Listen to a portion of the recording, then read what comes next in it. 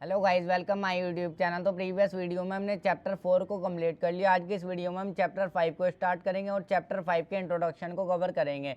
देखो, चैप्टर 5 का नाम है introduction to Euclid geometry. Euclid जो थे हमारे ग्रीक मैथमेटिशियन थे। इन्होंने ज्योमेट्री के बारे में हमें कुछ चीज़ों को बताया, उन्हीं को हम ध्यान से पढ़ेंगे।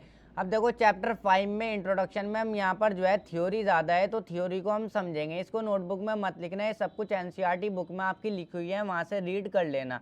तो थ्योरी को देखो, थ्योरी वगैरह हमसे एग्जाम में भी नहीं पूछते, मेन चीज़ समझना है। तो इसको जो है इस चैप्टर 5 में थ्योरी अच्छी खासी है, तो सबको ध्यान से समझ लेना।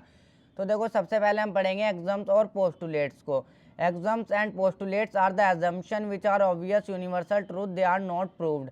एग्जाम्स और पोस्टुलेट जो है हमारे एजम्पशन है, यानी कि मानी हुई चीज़ें हैं जो यूनिवर्सल ट्रूथ है, और इनको जो है प्रूव नहीं किया जा सकता।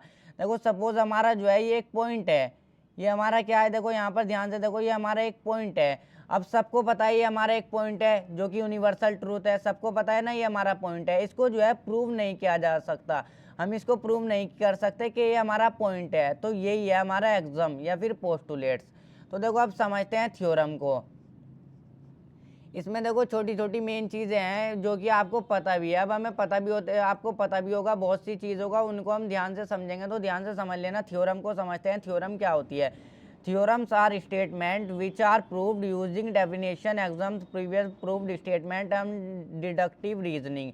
अब देखो, थ्योरम जो है हमारी, वो थ्योरम जो है हमारी स्टेटमेंट है। थ्योरम को जो है हम प्रूव कर सकते हैं। देखो, थ्योरम में जब हम थ्योरम को प्रूव करते हैं तो हमें जो है एक ऊपर जो है स्टेटमेंट देते हैं, उस स्टेटमेंट को हम प्रूव करते हैं।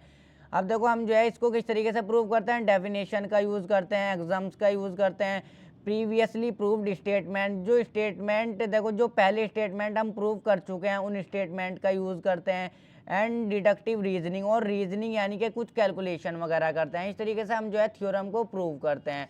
अब देखो, यहाँ पर मैंने बता दिया थ्योरम को हम किस तरीके से प्रूव करते हैं। डेफिनेशन का यूज़ करते हैं, एग्जाम्स वगैरह का यूज़ करते हैं, जो पहले स्टेटमेंट हम प्रूव कर चुके हैं उन स्टेटमेंट का यूज़ करते हैं, और रीजनिंग कुछ कैलकुलेशन वगैरह करते हैं। तो देखो, बस सिर्फ समझना है। अब देखो, ये जो यूक्लिड थे, इन्होंने जो है हमें कुछ डेफिनेशन दी है और कुछ एग्जाम दिए हैं, कुछ पोस्टुलेट दिए हैं, उन्हीं को समझते हैं। सबसे पहले इन्होंने जो है हमें कुछ डेफिनेशन दी हुई है, तो हम जो है डेफिनेशन को ही समझेंगे। तो 7 डेफिनेशन हमारी, 7 डेफिनेशन है, इनको हम ध्यान से समझेंगे। देखो क्या लिखा हुआ है, first point, a point is that which has no part. देखो, जो हमारा पॉइंट होता है उसका कोई भी पार्ट नहीं होता। देखो, सपोज एक पॉइंट है, पॉइंट तो हमारा पॉइंट होता है, इसका कोई पार्ट थोड़ा ही होता है, नहीं हम इसका कोई पार्ट कर सकते हैं। तो फर्स्ट पॉइंट में हमें, फर्स्ट लाइन में हमें यही बोला है कि पॉइंट का कोई भी पार्ट नहीं होता। पॉइंट तो हमारा जो है, देखो इस तरीके से मैं पॉइंट बना दूं, पॉइंट तो हमारा एक पॉइंट होता है, उसका हम कोई भी पार्ट नहीं कर सकते। सेकंड पॉइंट क्या बोला है, लाइन इज ब्रेथलेस लेंथ। देखो, जो हमारी लाइन होती है उसकी जो है वो जो है ब्रेथलेस होती है, यानी कि उसकी ब्रेथ नहीं होती, चौड़ाई। लाइन की जो है सिर्फ लेंथ होती है। देखो, यहाँ पर लिख भी देता हूँ, लाइन की जो है सिर्फ लेंथ होती है, लंबाई होती है, उसकी कोई भी चौड़ाई नहीं होती, यानी कि वो जो है ब्रेथलेस होती है। लाइन की जो है ब्रेथ नहीं होती, चौड़ाई नहीं होती, सिर्फ लेंथ होती है, लंबाई होती है। सेकंड पॉइंट में ये बोला है। थर्ड पॉइंट को समझते हैं, the ends of a line are point. देखो, इनको नोट मत करना, इनको सिर्फ ध्यान से समझ लो, ये एग्जाम वगैरह में भी नहीं पूछते, सिर्फ कॉन्सेप्ट है, हमें पता होने चाहिए। The ends of a line are point. देखो, ये जो हम सपोज मैंने एक लाइन बना ली, ये जो इसके एंड्स है ना, ये एंड्स है, इन्हीं को, ये जो है हमारे पॉइंट्स होते हैं। अब देखो, सपोज हम देखो कोई लाइन बनाते हैं, हम इस तरीके से नेमिंग भी दे देते हैं इनके एंड वाले, एंड जो होते हैं इनको हम देखो, लाइन को जो है हम नेमिंग भी दे देते हैं, ये जो एंड पॉइंट होते हैं इनको हम नेमिंग भी दे देते हैं। तो ये जो है लाइन पर ये जो पॉइंट है ये पहले से ही मौजूद होते हैं। The ends of a line are points. ये जो एंड होते हैं इनको हम, ये जो लाइन के एंड होते हैं हम इनको जो है हम पॉइंट्स बोलते हैं। तो देखो, फोर्थ वाले पॉइंट को समझते हैं। Straight line is a line which lies evenly with the points on itself. देखो, ये वाला पॉइंट है जो मैंने समझा भी दिया। जो हमारी लाइन होती है उस पर जो है पॉइंट पहले से मौजूद होता है, हमें बनाने की ज़रूरत नहीं पड़ती। देखो, छोटे छोटे पॉइंट से मिलकर ही हमारी लाइन बनती है, तो लाइन पर जो है पॉइंट पहले से मौजूद होते हैं। इस फोर्थ वाले पॉइंट में हमसे ये। अब फिफ्थ वाले पॉइंट को देखो, इसके अंदर क्या बोला है, surface is that which has length and breadth only. जो हमारा सरफेस होता है उसकी सिर्फ लेंथ और ब्रेथ होती है।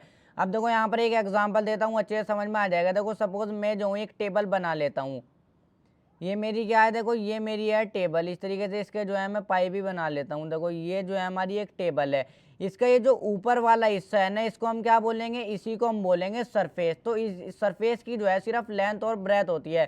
देखो ये वाली जो हिस्सा होगा, ये वाला जो साइड होगी, ये तो हो जाएगी लेंथ, ये क्या हो जाएगी लेंथ, और ये क्या हो जाएगी ब्रेथ।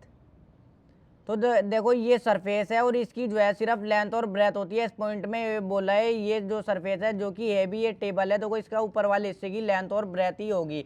अब देखो 6th वाले पॉइंट में क्या बोला है, the edges of a surface are line. देखो जो सरफेस की एजिस होती है, एजिस हम किसको बोलते हैं, देखो ये वाला हिस्सा हमारा सरफेस है, मैंने बता दिया।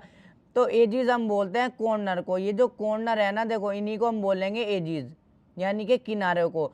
तो ये जो किनारे होते हैं हमारे, ये जो है लाइन होती है। यहाँ पर ये बोला है the edges of a surface are line, surface की जो एजिस होती हैं ये हमारी लाइन की फॉर्म में होती है, यानी कि लाइन होती है। तो इस वाले पॉइंट में हमें ये बोला है। तो अब 7th वाले पॉइंट को समझते हैं। 7th वाले पॉइंट में क्या बोला है, plane surface is a surface which lies evenly with the straight lines on itself. देखो जो हमारा सरफेस होता है, यहाँ पर को बना लेता हूँ, जो हमारा सरफेस होता है इसकी लेंथ ब्रेथ होती है, हमने समझ लिया। इसके कॉर्नर जो होती है हमारी लाइन होती है, ये भी हमने समझ लिया। इस पर जो ये जो हमारा सरफेस होता है, इस पर स्ट्रेट लाइन जो है इस तरीके से पहले से मौजूद होती है। यहाँ पर जिस तरीके से लाइन पे पॉइंट पहले से मौजूद होते हैं ना, ये वाला पॉइंट हमने समझा। इसी तरीके से ये जो हमारा सरफेस है ना, ये सरफेस है, इस पर जो है स्ट्रेट लाइन इस तरीके से पहले से मौजूद होती है। तो इस पॉइंट में हमें ये बोला है। अब देखो सातों डेफिनेशन को हमने 6 समझ लिया, अब एग्जाम्स को भी समझते हैं। फर्स्ट पॉइंट क्या बोला है, things which are equal to the same thing are equal to one another. देखो अगर कोई दो चीज़ किसी तीसरी चीज़ के इक्वल है ना, तो वो दोनों आपस में भी इक्वल होंगी। तो इसको भी मैं एग्जाम्पल की मदद से ही समझाता हूँ। देखो मेन चीज़ समझ नहीं है, समझ लेते हैं। देखो सपोज हमारा ए जो है वो बी के इक्वल है। फर्स्ट पॉइंट को ध्यान से समझ लो, ए हमारा बी के इक्वल है और बी जो है हमारा सी के इक्वल है। तो देखो यहाँ पर ए हमारा बी के इक्वल है, बी हमारा सी के इक्वल है। अब बी जो है देखो ए के भी इक्वल है और बी जो है हमारा सी के भी इक्वल है। तो हमारे जो है ए और सी भी आपस में इक्वल होंगे, यही बोला है हमें फर्स्ट पॉइंट में। अगर ए बी के इक्वल है, बी सी के इक्वल है, बी इन दोनों के इक्वल है, तो ये दोनों आपस में भी इक्वल होंगे, ये बोला है फर्स्ट वाले पॉइंट में। अब सेकंड वाले पॉइंट को समझते हैं। देखो क्या बोला है, if equals are added to equals the wholes are equal. अगर हम जो है इक्वल में इक्वल ऐड करेंगे तो जो रिजल्ट मिलेगा हमें वो भी इक्वल मिलेगा। तो इसको भी एग्जांपल से समझते हैं। देखो सेकंड वाले पॉइंट को एग्जांपल से समझते हैं कि एग्जांपल ले लेता हूँ मैं जो हूँ। देखो ये जो है मेरे इक्वल है, दोनों इक्वल है ना, दोनों तरफ इक्वल है, इधर भी 8 इधर भी 8। अगर मैं इक्वल में इक्वल ऐड करता हूँ ना, यानी कि इधर भी देखो कोई भी दोनों तरफ इक्वल ऐड कर दो, 2 ले लेता हूँ मैं, दोनों तरफ जो है मैं 2 ऐड कर देता हूँ। देखो इधर भी मैंने 2 ही ऐड किया, इधर भी मैंने 2 ही ऐड किया, दोनों तरफ मैंने इक्वल ऐड किया, इक्वल में मैंने इक्वल ऐड किया, तो जो रिजल्ट मिलेगा हमें वो इक्वल होगा। देखो इधर भी 8 + 2 10, इधर भी 8 + 2 10। तो यही बोला है हमें सेकंड वाले पॉइंट में। अब समझते हैं थर्ड वाले पॉइंट को। If equals are subtracted from equals the remainders are equal. देखो ये भी सेकंड वाला पॉइंट ही है, बस इसमें सब्ट्रैक्ट से रिलेटेड दिया हुआ है। अगर हम इक्वल में सब्ट्रैक्ट करेंगे इक्वल, तो हमें रिजल्ट में जो रिमाइंडर मिलेगा वो जो है हमें इक्वल मिलेगा। इसको भी देखो उससे एग्जांपल से ही समझ लेते हैं। सपोज देखो मैं जो हूँ एक एग्जांपल ले लेता हूँ, मैं कुछ भी ले लेता हूँ, इक्वल लगता हूँ। देखो अगर मैं जो हूँ इक्वल में इक्वल सब्ट्रैक्ट करूँगा, देखो मैं इधर से भी टू को सब्ट्रैक्ट कर देता हूँ, माइनस करता हूँ, इधर से भी 2 को, दोनों तरफ हम जो है इक्वल सब्ट्रैक्ट करेंगे। इधर भी मैंने -2 इसमें 5 में से माइनस किया, इधर भी मैं 2 को माइनस करूँगा 5 में से, तो रिजल्ट जो मिलेगा हमें वो इक्वल मिलेगा। 5 - 2 क्या हो जाएगा 3, और इधर 5 - 2 क्या हो जाएगा 3, तो इक्वल मिलेगा रिजल्ट। तो यही बोला है थर्ड वाले पॉइंट में। अब देखो फोर्थ वाले पॉइंट को समझते हैं।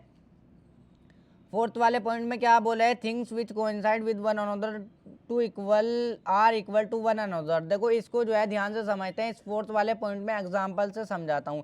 देखो सपोज ये जो है 2 कार्ड है, एक किंग है और एक हमारा जो है क्वीन का कार्ड है। अब मैं जो हूँ देखो ये दोनों कार्ड है, ध्यान से देख लो इनको।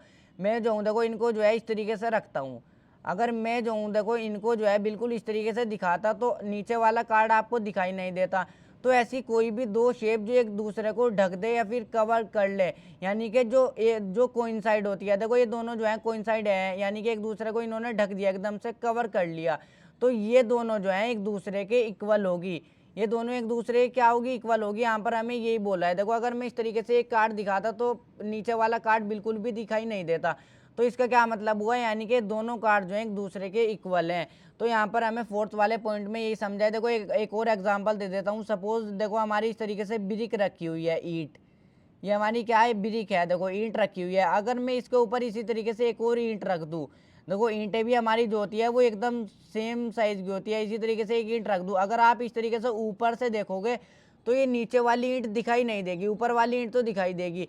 इसका क्या मतलब हुआ? इसका मतलब हुआ यानी कि ये दोनों ईंट जो है इनकी शेप जो है दोनों की एकदम से बराबर है, इक्वल है। इसका ये मतलब हुआ, ये पॉइंट बोला है फोर्थ पॉइंट में।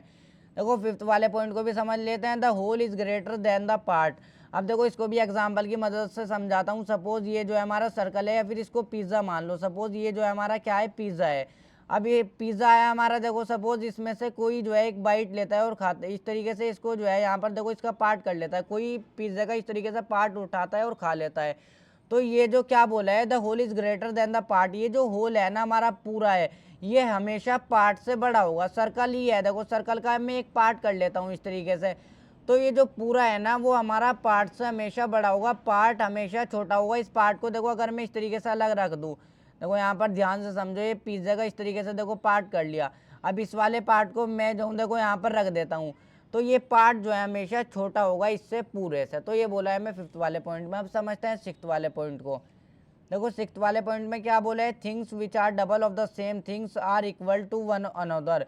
देखो क्या बोला है, things which are double of the same things are equal to one another. Other देखो अगर मैं दो ईंट ले लेता हूँ, इसको भी एग्जांपल से समझाता हूँ। दो ईंट ले लेता हूँ, अगर मैं इन दोनों ईंट का डबल करता हूँ ना, देखो इस ईंट का डबल कितना हुआ, इस ईंट का डबल मैं करूँगा, दो ईंट हो जाएगी इस ईंट का डबल। अब इस ईंट का डबल कर लो, इस ईंट का डबल भी हमारी दो ईंट ही होगी, इस ईंट का डबल भी दो। तो रिजल्ट में यहाँ पर ये बोला है, अगर हम किसी सेम चीज़ का डबल करते हैं ना तो रिजल्ट हमें जो मिलेंगे वो इक्वल मिलेंगे। देखो इस ईंट का डबल भी टू, इस ईंट का डबल भी टू, तो रिजल्ट इक्वल मिलेंगे। देखो सपोज टू नंबर ही ले लेता हूँ, देखो दो टू नंबर ले लेता हूँ, एक टू ये होगा, एक टू ये होगा। इसका डबल करता हूँ, फोर आएगा, इसका डबल भी फोर आएगा। तो रिजल्ट जो मिलेंगे इक्वल मिलेंगे। अगर हम किसी सेम चीज़ का डबल करते हैं तो रिजल्ट इक्वल मिलेंगे, ये बोला है सिक्स्थ वाले पॉइंट में। अब सेवंथ वाले पॉइंट को समझते हैं। Things which are half of the same things are equal to one another. देखो अगर हम जो है किसी चीज़ का हाफ करते हैं तो वो दोनों जो है एक दूसरे के इक्वल होंगे। सर्कल का हाफ कर लो या फिर कोई भी चीज़ है, देखो एक प्लॉट ही है, ये सपोज एक प्लॉट है, इसका जो है बिल्कुल हाफ कर लो तो दोनों जो है एक दूसरे के इक्वल होंगे, ये बोला है सेवंथ वाले पॉइंट में। अब देखो पोस्टुलेट्स को भी समझते हैं। तो चलिए फिर पोस्टुलेट्स को भी समझते हैं, उसके बाद हमारा इंट्रोडक्शन का कंप्लीट हो जाएगा। देखो 5 पॉइंट है, पांचों को ध्यान से समझते हैं। क्या लिखा हुआ है, given two distinct points there is a unique line that passes through them. क्या बोला है, देखो अगर हम दो पॉइंट ले लें, डिस्टिंक्ट पॉइंट यानी कि दूरी पर पॉइंट हो दोनों। देखो एक पॉइंट मैं यहाँ पर ले लेता हूँ, एक पॉइंट मैं यहाँ पर ले लेता हूँ। तो इन दोनों पॉइंट से अगर दो डिस्टिंक्ट पॉइंट हो यानी कि दूर दूर दो पॉइंट हो, तो उससे जो है सिर्फ एक लाइन ही पास होकर के जा सकती है इस तरीके से। यानी कि दो पॉइंट इस तरीके से दूर दूर हो तो उससे हम जो है एक स्ट्रेट लाइन एक ही ड्रॉ कर सकते हैं। देखो अगर इस तरीके से लाइन ले लो तो एक पॉइंट से तो ये पास होकर के चली जाएगी, मगर इस वाले पॉइंट से नहीं जाएगी। तो दो पॉइंट हो इस तरीके से तो उससे जो है एक लाइन ही पास होकर के जाएगी। तो फर्स्ट वाले पॉइंट में हमसे ये बोला है।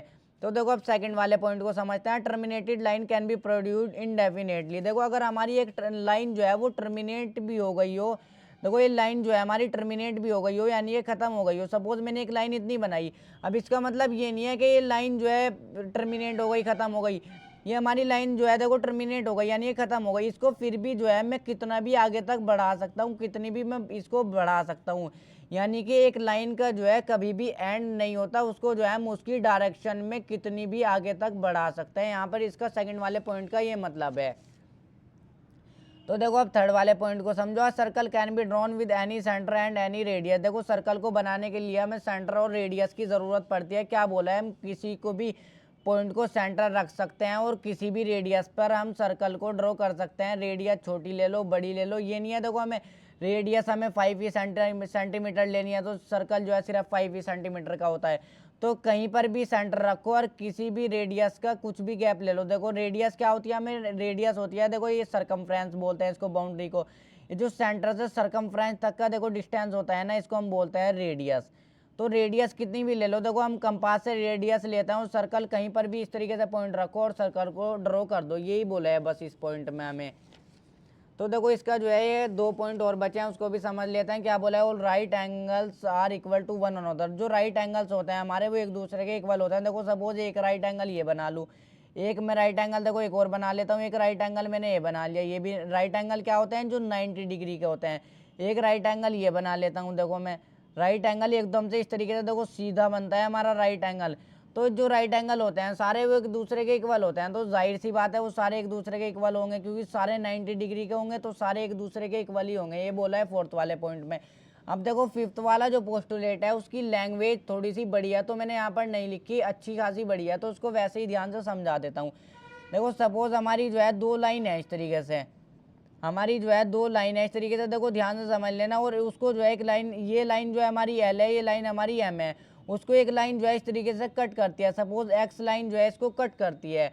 अब देखो यहाँ पर जो है ये इसके जो एंगल है, अंदर वाले एंगल है, उनको ध्यान से समझो। ये एंगल है ए, इसको मैं ए रख लेता हूँ एग्जाम्पल की तौर पर, इसको जो है मैं बी रख लेता हूँ, इसको जो है मैं सी रख लेता हूँ, इसको जो है मैं डी रख लेता हूँ। यहाँ पर हमें जो है सिर्फ एक पॉइंट को समझना है। सपोज मैं एंगल ए और बी का इनका सम करता हूँ, इनका ए और बी का मैं सम करता हूँ, इनका सम आता है हमारा 130 डिग्री। कुछ भी रख लो, 120 रख लो, सिर्फ समझ लो, देखो सिर्फ समझना है। सपोज इन दोनों का एंगल का सम भी मैं करता हूँ सी प्लस डी, इन दोनों का सम जो है सपोज हमारा आता है 230। अब देखो यहाँ पर जो है हमें एक पॉइंट को ध्यान से समझना है। ये जो हमारा 130 है, ये जो हमारा 130 है, ये जो है हमारा 180 से कम है। ये जो हमारा 130 जो है 180 से कम है, इसका यहाँ पर ये मतलब हुआ। अब देखो हम जो है यहाँ पर देखेंगे दोनों लाइन एक दूसरे को कहाँ मिलेगी। ये दोनों लाइन यहाँ पर ध्यान से देखो, ये दोनों लाइन जो है एक दूसरे को कहाँ पर मिलेगी। अगर इनको जो मैंने बता दिया, एक लाइन को हम आगे तक कितना भी बढ़ा सकते हैं उसकी डायरेक्शन में, ये दोनों लाइन एक दूसरे को कहाँ पर मिलेगी। वैसे तो देखने से भी समझ में आ रहा है ये दोनों लाइन जो है इधर साइड कहीं पर जा कर के आपस में मिलेंगी। तो यानी कि जहाँ पर हमारा सम जो है 180 डिग्री से कम होगा, जिधर साइड हमारा सम जो है 180 डिग्री से कम होगा उधर साइड मिलेगी। मैंने क्या बताया, जहाँ पर 180 डिग्री से सम कम होगा उधर साइड मिलेंगी। देखो इधर इन दोनों का जब मैंने सम किया तो 180 डिग्री से कम आया, 130 डिग्री आया। इसका क्या मतलब हुआ, यानी कि ये जो लाइन मिलेंगी वो इधर साइड मिलेंगी। इस पोस्टुलेट का मतलब ये है। अब देखो यहाँ पर 180 से बड़ा है सम, तो ये इधर साइड नहीं मिलेंगी। वैसे भी देखने से भी समझ में आ रहा है। तो इसी पॉइंट के साथ इंट्रोडक्शन कंप्लीट हो जाता है। वीडियो को लाइक और चैनल को सब्सक्राइब जरूर कर ले। हम देखो सिर्फ समझने का था, ये सब चीज़ हमसे एग्जाम में नहीं पूछते। तो मेन चीज़ हम अगली नेक्स्ट वीडियो में हम एक्सरसाइज को सॉल्व करेंगे।